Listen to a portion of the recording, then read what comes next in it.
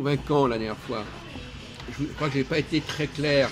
Bon, enfin, vous avez, à ce stade-là de la discussion, est-ce que vous avez réfléchi sur ce qui distingue la vérité et la réalité? J'avais dit que la réalité... Non, mais maintenant, on ne demande pas de ce que vous avez dit. Non, vous en êtes par rapport à ça? J'étais à peu près comme j'en étais la dernière fois. Alors la vérité... Bon, alors, la vérité, par exemple, si je dis, il y a ceci qui est écrit dans ce bouquin, et que c'est faux, je ne dis pas la vérité. Par contre, la question n'est pas de savoir si ce qui est raconté dans ce livre correspond à la réalité ou pas. Simplement, c'est faux que ce soit écrit là. Vous voyez la différence? Vous comprenez la différence? Non, j'écoute. D'accord, non mais on est en train de discuter de vérité et réalité. Bon, alors, donc c'est subtil. Si je recommence. Si je vous dis, il y a telle chose qui est écrit là, et que c'est pas écrit, ça c'est pas la vérité. Mais ça veut pas dire forcément que ce qui est écrit là est vrai. Enfin, correspond à la réalité. Vous dire que ça c'est la réalité physique du livre. Oui, c'est ça, mais ça ne... Et ce qu'il y a dedans, c'est pas, comme vous mentez, c'est pas la réalité intellectuelle. C'est-à-dire que si je dis, par exemple, il est vrai qu'il y a ça qui est écrit, ça ne veut pas dire que ce qui est écrit est vrai. Moi, ce que j'avais dit, c'est que la réalité, c'est le vrai des sens, et la vérité, c'est le vrai de l'intellect. J'avais dit ça, moi. Un autre problème qui se pose par rapport à ça, c'est, prenons la Bible. C'est un sujet qui nous intéresse. Est-ce que ce qui est dans la Bible, alors quand est-ce qu'on peut dire que ce qui est dans la Bible est vrai ou faux? Alors normalement, alors, essayez de voir tous les cas de figure. Bon. Il y a première question. Je ne veux pas vous couper l'herbe sous le pied, mais essayez de voir dans quel cas on peut dire que ce qui est dans la Bible est vrai. La Bible, alors la Bible, alors il y a l'Ancien et le Nouveau Testament, c'est le livre qui s'adresse aux Juifs et aux chrétiens. Hein. Les musulmans, ils ont le Coran, même s'ils considèrent... Bon, donc la Bible, c'est soit les livres qui s'adressent aux Juifs, soit aux chrétiens. Et c'est le donné révélé des Juifs et le donné révélé des chrétiens ensuite. Donc c'est un donné révélé. Et normalement, ce qu'il y a dedans... Par la foi, ils doivent le croire 2 fois. Oui, mais si je vous dis par exemple, donc c'est une réalité, voilà, c'est une réalité et une vérité. Non. Une réalité. Si je vous dis qu'il y a telle chose dans la Bible qui est écrit et que ça n'est pas vrai, là, on peut dire que c'est pas la vérité. Ouais, mais ça n'est pas vrai. Après. Non, que ça n'est pas vrai que c'est écrit. Ah oui, si vous dites que c'est pas vrai que c'est écrit. Parce que ça renvoie au texte même. Oui. Est-ce que c'est marqué comme ça ou pas? Sans savoir si c'est vrai ou pas, mais c'est pas vrai que ce soit dans la Bible. Je vous dis par exemple, il y a telle phrase dans la Bible à tel endroit, je dis c'est pas vrai. Ouais. Par exemple, l'autre jour, je sais pas, quelqu'un a dit déjà dans le récit du jardin d'Éden, il y a déjà raconté. Dans la Genèse, il y avait déjà la figure du Rédempteur. Voilà, c'est ça. Et c'est pas dans la Genèse, c'est dans la fin de la Genèse, je crois. Oui, non, mais enfin, de toute façon, il n'est pas vrai que ce soit là. Voyez-vous. Mais ça ne veut pas dire que ce qui est raconté est vrai. Mais ça veut dire que c'est pas vrai que ce soit là. Ouais, c'est pas le même niveau. Ouais. Bon, maintenant que la question que je vous pose. Et quelle heure là? D'accord. La question que je vous pose, c'est dans quel autre cas, parce que je voudrais que vous sortiez de cette histoire du pompier. Ouais. Que vous rachetiez. Donc, dans quel cas, cette chose n'a pas été filmé, l'histoire du pompier, dans quel cas on peut dire que quelque chose est vrai, n'est pas vrai dans la Bible, bien que ce soit écrit comme ça? Bien que ce soit écrit comme ça. Et sans préjuger de savoir si ça correspond à une réalité ou pas. Répétez. Dans quel cas peut-on dire que quelque chose est vrai? Dans la Bible ou n'importe où, enfin dans la Bible. Je pourrais on peut dire, ce qui est écrit là n'est pas vrai. Ouais. Ça ne veut pas dire forcément que je ne suis pas en train de dire que ça n'est pas la réalité, mais ça n'est pas la vérité de la Bible. Ça veut dire quoi, à votre avis? Si je vous dis que quelque chose n'est pas dans la vérité du texte. Je ne suis pas en train de dire si c'est... je ne suis pas en train de dire que c'est la réalité, je dis c'est même pas ce que dit le texte. Ouais, c'est-à-dire qu'on a tronqué là, on n'a pas dit la chose telle qu'elle est vraiment, enfin, telle qu'elle est Voilà, écrite. c'est Ouais. ça. Donc effectivement, donc dans ce cas-là, vous dites, oui, c'est vrai que c'est marqué comme ça, mais initialement, ce texte n'est pas fidèle. Là, vous êtes dans la diachronie. Vous dites que ce texte, il a été trafiqué. Ouais, Donc ça, c'est un autre débat sur la vérité. Faut le démontrer que c'était Oui, trafiqué. non, mais d'accord, il y a des éléments, des trucs qui ne tiennent pas debout, qui ont été rajoutés, etc. Bon. Mais peu importe, on n'est pas en train de débattre sur ce point. On est en train de dire que je vous démontre tous les degrés de vérité. 1. Est-ce que c'est vrai par rapport au texte? Est-ce que le texte dit ça? 2. Est-ce que même si le texte ne dit pas ça, peut-être qu'il disait ça au début, et qu'après on lui a fait dire autre chose? Voilà. Oui, c'est les questions qu'on peut se poser a priori. Oui. Sans... Mais ça n'est pas encore le débat sur est-ce que c'est réel ou pas. Oui, j'ai bien compris. Ouais. Donc c'est pour ça que la réalité... Ça, c'est les premières introductions à la critique, ça. Moderne, non? Où il se pose ces questions-là au départ, non? Si vous voulez. Critique moderne, Mais ouais. non, parce que là, vous chipotez sur la question de vérité. Non, en fin de compte, on emploie à tort le mot vérité dans certains cas. Par exemple, si je vous dis, par exemple, moi-même, je risque de l'employer à tort. Hein, je dis, par exemple, ce qui est écrit là, c'est pas vrai. En réalité, je ne devrais dire que c'est pas vrai qu'en disant, c'est pas ce qui est écrit.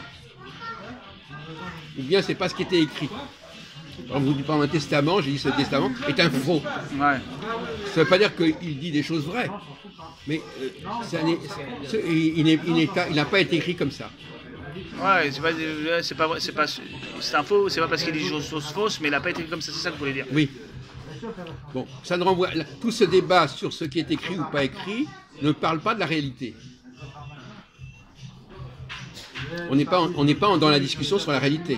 On est simplement en train de discuter sur la réalité du texte. Ouais, ce genre de choses, ça relève pas des sens, mais ça relève de l'intellectuel, bien sûr, parce qu'on le lit, donc ça relève plus de l'intellectuel. Non, mais c'est même pas une question de la connaissance intellectuelle. Non, c'est même pas une question d'intellectuel ou pas. Que de la perception vraiment directe. Par exemple, vous physique, avez, prenons par exemple un conte pour enfants. Ouais, c'est pareil. Ouais, Chaperon rouge. Ouais, on peut dire par exemple que l'histoire a été trafiquée, que initialement c'était pas écrit comme ça, que ça a été mal traduit de l'allemand, je sais pas quoi, voyez-vous, bon. Hein, mais ça n'est pas la question de savoir si l'histoire de Chaperon rouge est vraie ou pas. Ouais, mais pour revenir à ce qu'on dit sur la réalité et la vérité, c'est vrai que des fois on inverse. Par exemple, moi je dis donc la réalité c'est le vrai des sens.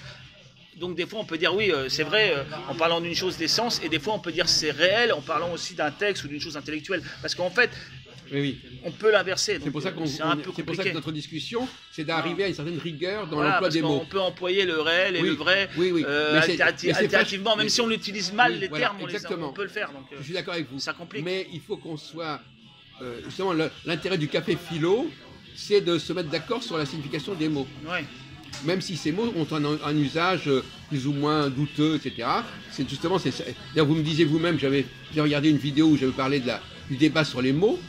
Ben voilà, exactement, on est en train d'illustrer ce projet. Réalité ou vérité. Il ne s'agit pas de savoir ce que les gens utilisent, est-ce que les gens utilisent ça comme c'est ça, c'est savoir, il faut s'entendre. Moi je veux bien dire le contraire, par exemple je veux bien dire, ça c'est est-ce que la vérité c'est la réalité, et la réalité c'est la vérité. Parce que c'est qu'on s'entende. Le mot lui-même, bon ben voilà, on s'en fout du mot. Mais on met comme ça. Donc effectivement, pour revenir à la question de la Bible, moi par exemple, je ne parle pas véritablement de la réalité de la Bible. Je parle de sa vérité. C'est-à-dire que moi, ce qui ne m'intéresse pas, c'est de savoir si, à la limite, je ne discute pas de savoir si la Bible raconte quelque chose qui existe. Moi, ce qui m'intéresse, c'est de savoir ce que la Bible raconte vraiment. Vous voyez la différence? Qu'est-ce qu'elle raconte? Et qu'est-ce qu'on lui fait raconter? Mais je ne suis pas en train de débattre à ce stade de discussion. C'est une autre discussion. Est-ce qu'il y a de la réalité dans ce que dit la Bible? C'est une autre discussion. Mais avant d'entrer dans cette discussion, il faudrait déjà savoir ce qu'elle dit. Or, il faudrait savoir quelle est la vérité de la Bible avant de déterminer si elle correspond à une réalité. Parce que si vous n'avez pas déjà précisé cette vérité, vous ne pouvez pas parler de la réalité parce que vous ne savez pas ce qu'elle dit. Il faut déjà qu'on soit d'accord sur ce que le texte dit. Ouais. Bon. Mais inversement... Que ça soit vrai ou pas d'ailleurs, mais ce que le texte dit, il faut qu'on soit d'accord. Mais inversement, on pourrait se dire... on ne peut pas encore juger si c'est vrai ou pas, non, mais on peut dit savoir ce que c'est déjà. Avant de savoir Ouais, faut savoir ce que c'est, ouais, d'accord. Ce qui est dit. Ce qui est dit, donc dans ce cas-là, Voilà. ce que c'est le ce qui est dit, puisque Voilà. c'est un texte. Et la vérité, c'est la vérité de ce qui est dit, mais pas la réalité. Après, On n'est pas en train de- après, on va voir si c'est vrai ou pas. Est-ce que Dieu existe ou non? Est-ce que Dieu existe? Est-ce que ceci? Est-ce que il s'est vraiment passé ceci ou cela? On n'est plus dans l'étude du texte. Ouais, bien sûr, non, mais comme c'est du donné révélé, en principe, dans une société traditionnelle, hein, maintenant c'est différent. On n'avait pas le droit de le faire, ça. Dans l'islam, on n'a toujours pas le droit. On ne peut pas étudier le texte comme ça, de manière. On n'a pas le droit de le faire. Seules les autorités qui ont les qualités et les titres pour ça peuvent le faire, vous voyez. Oui, mais je veux dire par là que le fait déjà de discuter de la vérité du texte est déjà intéressant. Voilà, mais Sans préjuger de la réalité du texte. Pas la réalité directe, de la réalité à laquelle le texte renvoie. Parce que apparemment, le texte religieux, c'est le donné révélé. Donc c'est oui, non, mais le problème, c'est que... Il y a le donné naturel et le donné révélé. Non, mais le donné naturel, pour pouvoir l'étudier, il faut avoir une certaine qualité. C'est pas donné à tout le monde de le faire. N'empêche que, oui, d'accord, mais à ce stade-là, on a comme le droit de se demander oui. si le texte est resté dans sa vérité première. Voilà. On peut se poser la question. De toute façon, maintenant, comme c'est ouvert, tout le monde peut se poser la question. Non, mais je veux dire, c'est pas la question de savoir s'il y a une réalité quelconque, mais est-ce que, au moins. Est-ce que le texte est intègre est intègre et intact. Voilà, ça, bien sûr. Immaculé. Est-ce qu'il est intact? Voilà. Et normalement, comme c'est un donné révélé, c'est considéré comme. Ah non, là vous allez trop loin. Là. Non, mais c'était considéré comme quelque chose qui est vraiment, qui ne peut pas être altéré parce que donné révélé. Oui, mais alors. Il ne peut pas être altéré, sauf qu'il y a des gens qui peuvent l'altérer pour des raisons diverses. Après, bien sûr, il y a des gens qui disent ça, qui ont ces arguments, comme quoi il a été altéré, comme quoi, et après ils essayent de le démontrer. Voilà. Et c'est la critique moderne, c'est la critique moderniste, qui s'applique pas que au christianisme, mais qu'on retrouve dans le christianisme, dans le judaïsme, et qui voudrait s'appliquer à l'islam. Et c'est pour ça que là, il y a un grand problème, parce que dans l'islam, ça, c'est pas possible. Parce que ceux qui font ça dans l'islam, ils encourent la peine de mort. C'est chaud, c'est très chaud, là, ça rigole pas. C'est que là-bas, ils peuvent pas discuter comme nous, là, parce que là, ils arrivent et c'est parti. Là. Oui. Mais malgré tout, il y a aussi un autre problème, c'est l'interprétation. Donc la vérité de l'interprétation. Parce que l'islam a quand même l'idée de vérité, de haq. C'est-à-dire qu'il y a quand même trouver la vérité du texte. Qu'est-ce que le texte dit vraiment? Voilà, mais ça c'est réservé aux ceux qui ont fait les écoles. Ils ont le droit de se poser la question de savoir ce que dit vraiment le texte. Mais c'est pas la même chose de savoir que si le texte a été c'est pas modifié. Le simple croyant, enfin peut-être ici ou dans des endroits bon comme ça un peu à part, mais je pense pas que publiquement. Par exemple chez les juifs, chez les juifs ils peuvent se poser la question. Mais c'est dans les yeshivas qui font ça, c'est pas. Oui, chez les juifs. Alors il y en a beaucoup de juifs qui n'accepteraient pas qu'on corrige le texte, mais ils acceptent qu'on discute de savoir ce qu'il signifie. D'ailleurs la glose, les commentaires, la Gemara, c'est ça, c'est des commentaires, des commentaires. Et il faut pour que ça soit intégré, il faut quand même pas être trop, faut quand même avoir un certain niveau. Maintenant on va poser le problème à l'envers. Est-ce que quand on connaît la réalité, on peut corriger le texte? Est-ce que le texte peut être corrigé au vu de la réalité? Ah bah faut connaître la réalité, ça. Oui, mais justement, par exemple, prenons le cas que vous m'avez soumis sur le plan juridique, par exemple. Vous voulez dire que si vous avez une inspiration privée, imaginons qu'il y a une inspiration privée qui vous dise dans la Torah et dans le Talmud, ça a été altéré, vous l'avez, parce que vous avez une inspiration privée de Dieu, on va dire, et à partir de là, à quel moment vous allez pouvoir aller voir les autorités et les contraindre? Non, mais corriger, c'est ça. Non. Par exemple, admettons par exemple que dans un texte, on raconte comment fonctionne une voiture. Ouais. Vous connaissez le mécanisme, etc. Vous dites c'est pas possible que ce soit c'est pas comme ça que ça se passe. Dans ce cas-là, vous pouvez le corriger. Donc vous corrigez le texte, non pas parce que vous savez quelle est la réalité derrière ce texte. Ouais, mais là on est dans des choses du domaine naturel. Oui, mais dès qu'on touche au domaine révélé, pour pouvoir avoir, si jamais on supposait qu'il y avait des altérations, ce que normalement on ne peut pas faire, parce que c'est un texte sacré et seulement les autorités sont gardiennes du texte et tout ça, en supposant ça, il faudrait que donc on ait accès à quelque chose de supérieur à cette connaissance qui nous dépasse. Et pour ça, il faudrait donc qu'on ait une révélation privée. Et pour pouvoir, si on supposait que le texte était altéré, il faut que vous ayez une révélation privée.